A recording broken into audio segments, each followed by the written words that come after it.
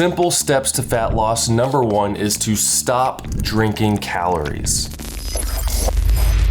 Trying to lose weight can be really overwhelming, and a lot of people fail at it because they try to do too much too fast. You might completely change your whole lifestyle and diet, stick with it for a few months, you lose the weight, and then you go back to what you're doing before and you just gain the weight back. But what you actually have to do is start making sustainable changes to your lifestyle and diet. But what we're gonna do with this series is take you through simple steps you can implement to your diet. They're gonna make a huge difference. You make one change, stick with it for 3 or 4 weeks, and then you add on to that. As you slowly add on to these things, they become habits, new patterns in your diet, and it's gonna help you to keep that weight off. So step number one is to stop drinking calories, and you can actually probably start losing a pound or more of fat a week simply by doing this, because people don't realize how much they're actually drinking.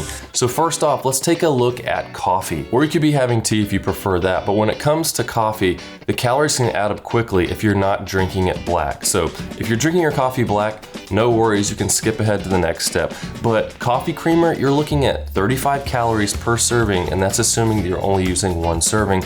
As well as sugar, you're looking at another 30 calories from just 2 teaspoons. And a lot of people pile in that sugar, they pile in the creamer. Your cup of coffee could easily be over 100 calories because of all that you're adding to it. And the same with tea, you're adding in lots of sugar, those calories add up. So what can you do? Well, you quit adding all that stuff to your coffee and you drink it black, or you can start using 0-calorie sweeteners, and there are also 0-calorie creamers as well. So either drink it black, quit drinking it and have water, or use those 0-calorie options instead, and that's gonna cut down on the calories.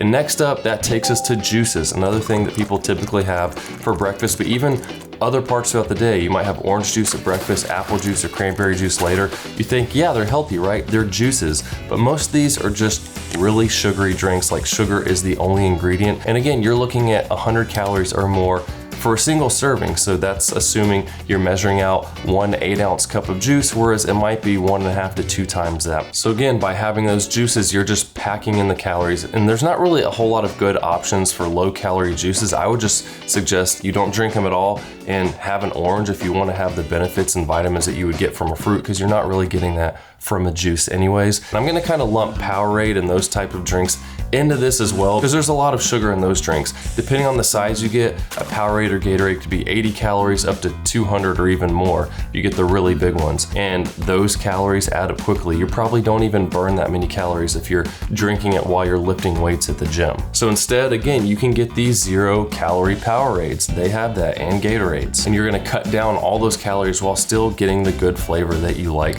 from those types of drinks. And that brings us to soda. 1 can of Coke. And yes, it's Chinese because I'm in China right now. This can of Coke, 180 calories versus this, same size, this is 0 calories, Coke 0. And you just switch this out for this, and you're saving 180 calories right there. The same thing with Sprite. This Sprite, 150 calories for the regular Sprite, Sprite 0, 0 calories. And you might think, oh, you're talking about all these artificial sweeteners, you know, that's bad for you. I hear it causes cancer and all.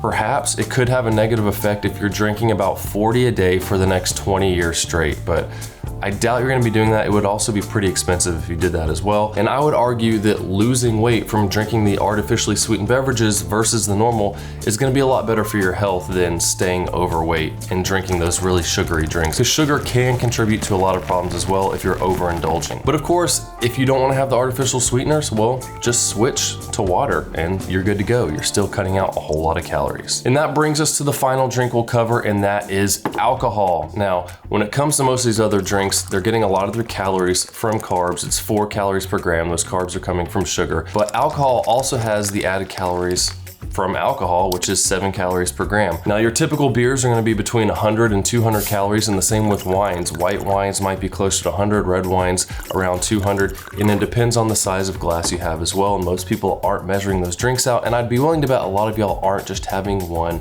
when you're drinking. So when it comes to being full on a diet, drinking calories isn't really gonna do a whole lot for you. You're just wasting calories that you could be eating a whole lot of food and making yourself feel more full. But also when it comes to alcohol, it's not really beneficial for you if it comes to building muscle. So if you're wanting to lose fat and build muscle, when you're drinking that alcohol, your body's kind of slowing down or even stopping that muscle building process.